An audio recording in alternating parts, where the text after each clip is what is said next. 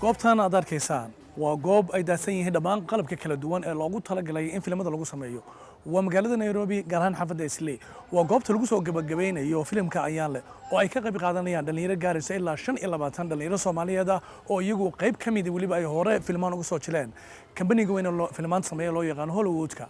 waa fursad kale oo u timid dhalinyarada Soomaaliyeed maadaama oo kambanigan sameynaya filimkan uu yahay kambani Soomaaliyeed inay fursad loo siiyo dhalinyaro badan oo Soomaaliyeed in iyagu laftigoodu ay noqdaan mustaqbalka dambe jilayaal caalami ah oo adduunka aad looga yaqaano filimkan waxaan ka qayb qaadanayaa waxaan ka mid ahay dhalinyarada oo filimkan matalaysa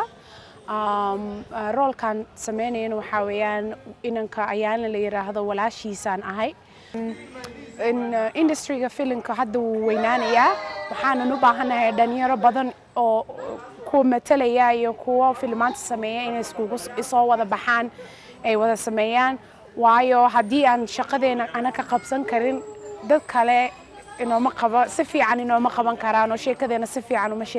uma sheegi karaan maanta waxaan joognaa horta Nairobi Islii waxaan ku duubaynaa movie la dhaho ayaan leh oo gabagaba ah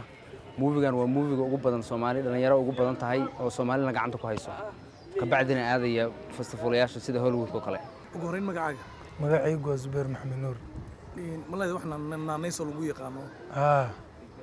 بدين ولا بلاي laba ka soo qabo laba ma ka soo qabtaa dige iyo taazan okay waxaad kam qayb ka tahay filimkan ayaan leh in role inta laga ka qaadanaysa filimkan kaga jirta waxaan ahay supporting role ahay waxaan saacideynaa ayaan leh waxaan ahay saaxiibkiisa oo gadaal dambe ninkan baxra gelinaane inuu lacag intuu raasanayo lacag tireenta la siiyo hooyada dhees lacagta guriga dhib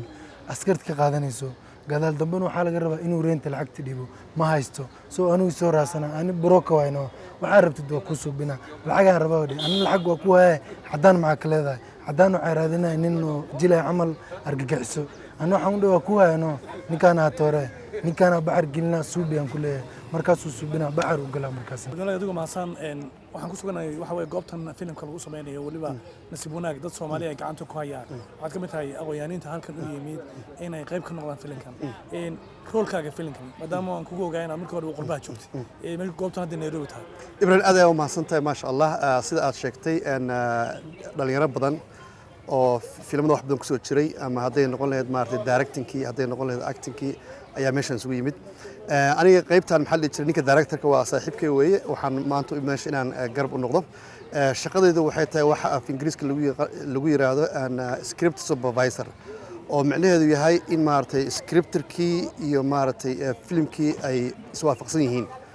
marka inaan make sure sameeyo ama inaan maartay hubiyo in wixii qoraalka ahayd uu filimku soo baxo aqoontaadii maxaad is leedahay Soomaalidu way u baahan tahay وأنا أركنا غير كلا دوان بقى وحلو قصة مينيا فيلم كان إنه أدو رول كذا كوجته إيو إنتاس أو كلا دوان أو أما تكنيكالي أما وحياله كلا دوانا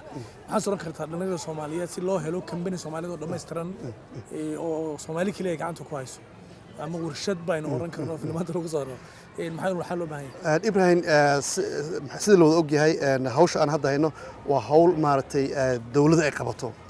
وموكالة قبته لكن أنا فيلم كان وفيلم كأوري أو مارتي ليفل كاسة أدوارتي إنك بقول مارتي بقول باكش قيسة سديت اللحظة أنت معلو مارتي شوكت قلا معلش شقيرين قلا معلك الإيمان إسا قرش كذا وضت وقت كذا وضت مركب حال أوران كرا إن هوشي وكالة دي هي سيبان حينا ورم بلووي وحنرجينا إن مارتي أن كقول سيدي مارتي دون أن أوجي يبين لقان كالتر كسوماليات ummad walbana waxay dhaqankooda ama maartay ay ku soo bandhigaan waa filmadooda weey dalxiiska haday noqon lahayd ummad ahaan haday noqon lahayd waxaad cisi helaysaa markii dhaqankaada la yaqaan ay ummadda kala taqaan waxa jirta dhalinyarada Soomaaliyeed ee daafaha adduunka joogta fursadaha heleen waxay joogaan wadamo badan oo ay ka heli karaan waxbarashada kala duwan ee filmada lagu sameeyo waxaad ugu baaqaysaa fiilkan kuma badna dhalinyaradu uma bartaan cilmiga noocaas marka muhiimada inta leeg baad ugu baaqaysaa leedahay run ahaantii way jiraan Soomaali yaqaan laakiin dadkii xiriir ma laha waxaad arkaysaa maaragtay way kala firasiin waxay ka shaqeeyaan camalo kale profession kale ka shaqeeyaan laakiin dhalinyaradaas waxaan dhihi lahaa inay iyaguna maaragtay waa qofkii talented ama rabitaan u leh inuu maaragtay fiilkan waa fiilk maaragtay baahidiisu ay badan tahay dadka ay xiisayna ay yar yihiin marka dhalinyarada maaragtay hadda soo koraysa dhalinyarada mislada dhalinyarada waxaa soo bixi doonta sida kuwa horeba ay Hollywoodka uga qayb qaateen ama filimada caanka ay ugu jiraan dhalinyaro Soomaaliyeed oo soo bixi karta inay jirto mislada oo talentiga ne waxda fiirisid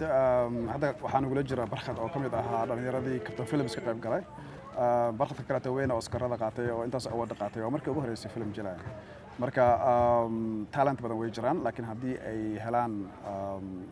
opportunity ay ku actigarayaan waxaan jeclahay waxaan u maleynayaa in dad badan la heli karayo because hadda fiirsada dhalinyarada intooda badan anaa hataa surprise ku noqday because actually loo dhiiba hore kaga baxayaan daqiiqado gudahood Soomaalidana waxaan maleynayaa kulay theater wax ku soo koreen laakiin sida hadda u jeedo dad badan oo laga faa'iideysan karo sheekooyin badan sheekay kara jiraan Soomaaliya oo kale maxaa ka hortaagan in meelaha qaar film lagu sameeyo yo Soomaaliya waxa ka hortaagan waxa waaye horta aqoon darro ah dhanka dadka waddanka hagaya dadkii aanan fahansanayn waxa lagu leeyahay waddankiiba gaajo ah dadkii borsana muxuu filan faa'iido keenaya haddii muxuu ahaa 1929 ay yiraahdeen filmaan sameeyna oo yiri waa great depression baa jiro gaajo jirto shaqo la'aan jirto yaa filan maxaa lagu sameeyay waxa dhacday in lacagihii ugu badnaa Hollywood ay sameeyaan waqtigaas ilooba marka sharaamada saacada uu joogo wax walba iska iloobaya wuxuu daawan filankaas daawanaya marka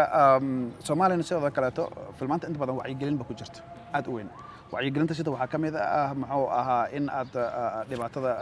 ka eeg waxyaabo badan qofku markuu daawado oo ka barnaad filanka aad ka hadlaysay qabiilaha dad badan marka dareenkooda muujiyay in qabyaalada ay muxuu ahaa waxa imaanaysa in dadkii la influence gareeyo ay bilaabaan inay u dhaqmaan sida dhaqan kale because waxa ay daawanayaan qofkii uu koobiyay ilmaha yariska marka daawanayaan kartoonka 10 ugu jira way ka baranayaan tayo dhana meesha ka baxaysa marka dadka iyaga ma fahansana muhiimadda ay leedahay filan sameynta marka in dhaqankeeni marka isbedelaha marka waxa loo baahan marka dawlad aad tahay in aad ku invest garayso in muxuu ahaa artka lagu hago shacabka bulshada lagu hago thank you adama